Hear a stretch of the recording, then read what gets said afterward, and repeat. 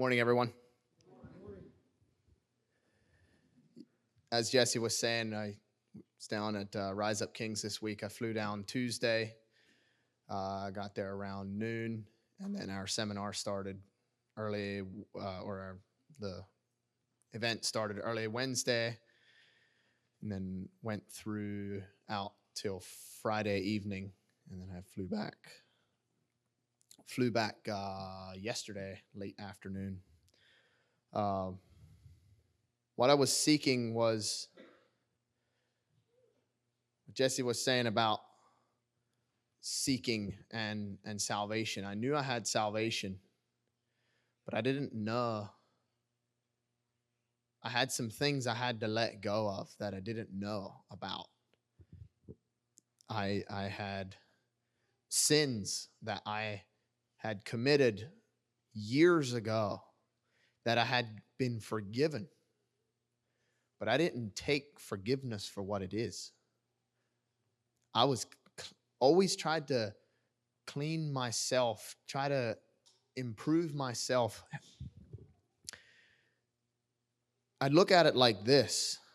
I do good things to try to offset and make right those sins. That's not how it works. I didn't understand. It was preached many a time. Even in the journey the past 6 months since we've been attending here, I've heard that many a time. Still didn't get that in my head that salvation is a gift. Just like Jesse was saying, it's an assurance. So I'm not going to share everything. I would highly encourage anybody who is looking to grow as a young man. The event that I went was called Covenant. It was from 18 to 26. It was 46 young men, ranging from 18 to 25. A few were married. Number of the young men were engaged. Quite a bit of them were dating. And these were all men looking for something more, looking to bring out the inner warrior in them, the inner, to step into the fullness of what God had for each one of these men. And the biggest thing for me was they set the stage first thing on Wednesday morning about teamwork, unity, working together, paying attention to detail, all of these things. And it was powerful. These men spoke with authority, and they almost seemed like hard men, yet you saw the spirit of love behind their message. Like whether it was barking in order to do something, to move, it just came with authority, and the spirit behind it was love. The first day was physically very, very challenging. I mean, they put us through the ringer. We were crawling around in 6-8 inches of mud, face down, face in the mud, army crawling, flat to the ground, covered head to toe in goopy clay, and running back. And they required effort. And this was very revealing. We ran a few of these laps through this big old pit of mud. It's probably about 35, maybe 45 feet long. You're crawling through this stuff. Can't see anything, of course. Your head's down in the mud. You have what they call your battle buddy right beside you. You can feel him. You're not allowed to go ahead of him, and he's not allowed to go ahead of you. You can only go as fast as your battle buddy. And we're going through, and the first couple times, maybe actually the first 2 times, it was hard. Like it was sandy, it was gritty. We were out there and everybody was dressed in t-shirts and shorts. There was stones on the bottom of the pit. Knees were getting all scraped up. After the first 2 times, they were like, stop. And we're like, look around. Everybody, looks around, looks to their left, looks to their right. And you could see who was putting in the effort by the amount of mud that they were covered in. Some people had a little bit on their nose. Some people just had their beard a little bit muddy. Other people were like, you could see the line. Like there wasn't a spot on them, right on their back. I mean, it was coated head to toe in mud. And what they did is they brought out a mirror, a full-length mirror, and you could see the effort you put in. It showed up by the amount of mud that was on your face, how dedicated you were. So they had us all go through, I think, 2 more times. And by that time, we were exhausted. They hosed us off. And it was so many physical things that I can't even remember, but that was one of the more memorable ones. I mean, it was like there was sand in places it shouldn't have been. I'll just say that. I mean, there was guys walking around on day 3 with still like sand caked in their ears. It was pretty amazing. Honestly, it was. That level of work that every single person put in was amazing. The most memorable part, like my breakthrough, came from an exercise. And again, I'm not going to give everything out. If you guys are curious, I would highly recommend you go experience it for yourself. But it's an exercise. It's an ice bath. You get into a tub, and it's not just a little bit of water with ice. It's 2 fresh 40-pound bags of ice with every single man that goes in that tub. And you're in there, and there's a coach. You're in the tub. The coach is facing, or you're facing the coach. Coach is looking at you. He's asking you questions. He's like, why are you here? What's your why? What do you need to leave in the tub? Like, what needs to be left in the ice? What's the old man who needs to be left in the ice? And for me, it was shame that I had carried for 15 plus years. Shame that I had shame that I had for 15 years. I mean, ranging from not being able to perform as a 8-year-old in school to sexual sins that I got involved in early teens to not showing up as a husband or a leader at work, things pretty recently, all things like layer after layer after layer of shame that buried me. I mean, looking back now, like the weight that I felt before I was in that ice bath, I can't see how I carried all of that shame for years. So I was in the ice bath. Coach had said I was in that water for over 10 minutes, working, like letting it out. And by the end of it, I felt so amazing. I came out warm and tingly, and it was amazing. That then, actually, I missed a key point. That was on day 1. Halfway through day 1, they had you fill out. We had journals. We were, filling out different parts of journaling your experience, and they asked on a scale from 1 to 10, what would you say you are? Christian, would you say you are? Like scale from 1 to 10. And we had all had our eyes closed when they took like a poll of the 46 men that were present. I had done an 8 out of 10. It's like, hey, it was my mindset around shame. I was like, I'm pretty good, They asked like, why, like if you were to get to heaven, why would you get to heaven? Well, I knew why I'd get to heaven. Jesus Christ died for my sins. Nothing that I do can or will get me to heaven. I wrote that down. Direct contradiction to my 8 out of 10. That should have made me a 10 out of 10 automatically. Yet that shame inside of me did not allow me to accept that I am a 10 out of 10 paid for by Jesus. So that was very interesting. Later on reading that, I was like, wait a minute, I should have gotten this. I had the answer right in the top. I just forgot which number I was. So yeah, that was the end of day one.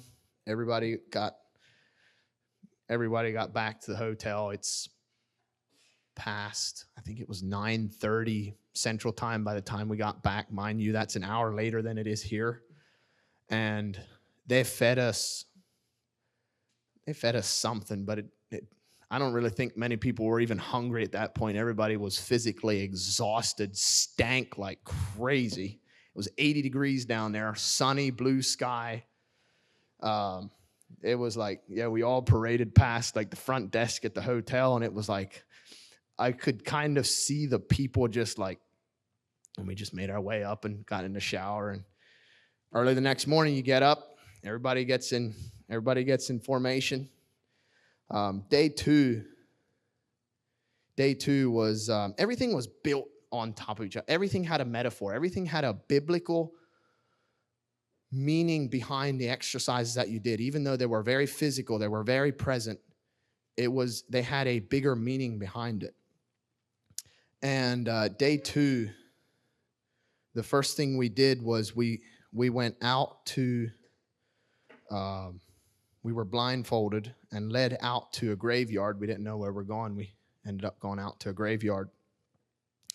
And we were to write a eulogy, an obituary. Eulogy, for those who you don't know, is it's someone else's perspective on your life. And it was to be the life that you led up to that point. Not the flowery life you wish you would have led, but the life, how you actually showed up, who you were.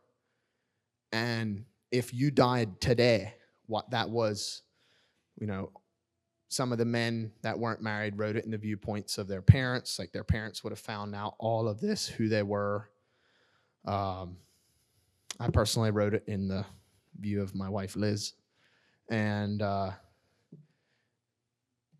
it was, everybody got to separate. There were each individual person had to go write their eulogy.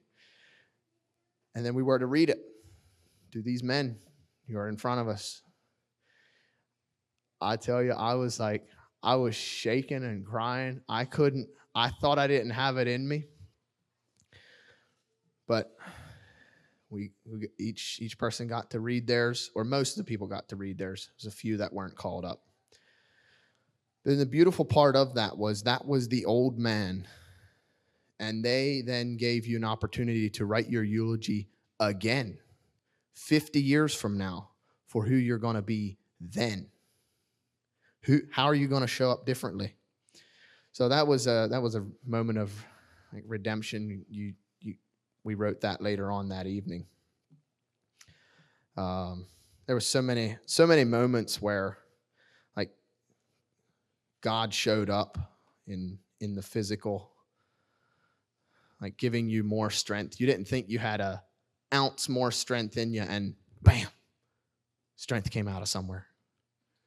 God just sent down strength, and you were able to get up and keep moving. The final thing here that I have is this was very, very, very revealing. It made Scripture come alive for me in a way that not too often I've experienced yet to this point. So Friday morning, first thing, it's can't even remember. I don't think the sun was even up yet. We all get paraded down to a point in down to a lake. Like it's a big sandy beach front. And even though it was going to be 85 degrees that day, it was cold that morning. This water was cold. And they had the exercises where you were to do a few like physical things like flutter kicks, which are moving your feet up and down while laying on your back. And you were to do sand angels, one face down, one face up. after you had been in the water. So guess what happens when you just got out of the water? You plop yourself face down in the sand. And it wasn't like you didn't stick your nose in. It was a full-on and do the whole, snow angel thing in the sand. Then you ran over about 30 yards over to a different place, went on your back and did the same thing. So you're covered head to toe in the sand. And then you were to run back down to the water and plunge head first in, turn around, go back to station 2 where you just got done doing the face down sand angel. Again. 3.5 hours we were out on that beach doing that.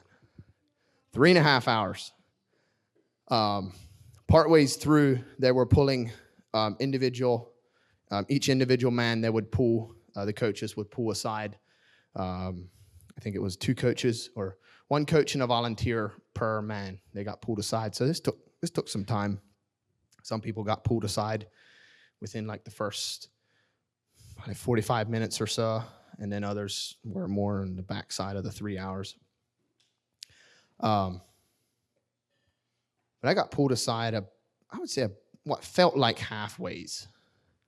And there was, throughout that exercise, the first couple times I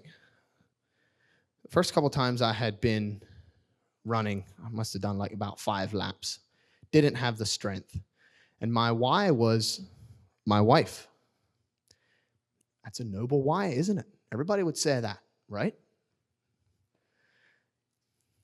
God came to me in that moment and asked if he could be my why. In a moment of submission, I was like, yes, Lord, like you're my why. Jesus, you are my why. I got strength. Like I had no clue that was still in me. This is on day 3. We had been physically, beaten down at that point already. But there was a strength that came down. The soreness in my legs gone. I had a warm feeling about me, and I was able to sprint from the different places. And I was doing that for a while. Soon I got pulled aside by a coach, and he asked what my why is, and why are we here? Why are you what is in your life that's so important that you're willing to do this? And I said, Coach, it's for Jesus. It's for God. Like, that's good. That's good. I was like, it wasn't at first. It wasn't at first. It was for my wife. And then he proceeded to explain what the exercise actually meant. Didn't even think about it up to that point. The whole idea of the exercise was to see yourself. Coach got me to look down. I'm covered head to toe in sand, 1/4 inch thick. And I looked down and he's like, can you get that sand off of you? That sand is your shame that you left in the ice bath. It's like, no, like you can smear it around and you can try to brush it off, but no matter how hard you try, it's still going to be there. It's like, all right, what happens when you go in the water? I'm like, well, it comes off. It's like, that's right. It comes off. What do? I mean, I get in the water, but do you do anything? No, it just comes off. I was like, it started clicking in my mind. I'm like, wow, I think I know where he's going with it. He's like, that's Jesus. That's Jesus' blood. That's what he did for you. That's the metaphor behind this. You don't do anything. You just go to Jesus and he takes it all from you. You go down, you come up. Hallelujah, you are clean. There's not a grain of sand on you. You're washed clean. All you got to do is go to Jesus. And I tell you, again, the strength just came back to me. I was able to keep going. And I that's just what I want to leave with you. That was the deepest revelation for me, was that Jesus took all of your sin, shame, guilt, unforgiveness, resentment. If you just go to him and you allow Jesus to do the work in you. All you have to do is just go to him and believe. And it's all going to be removed for you. That's all I have.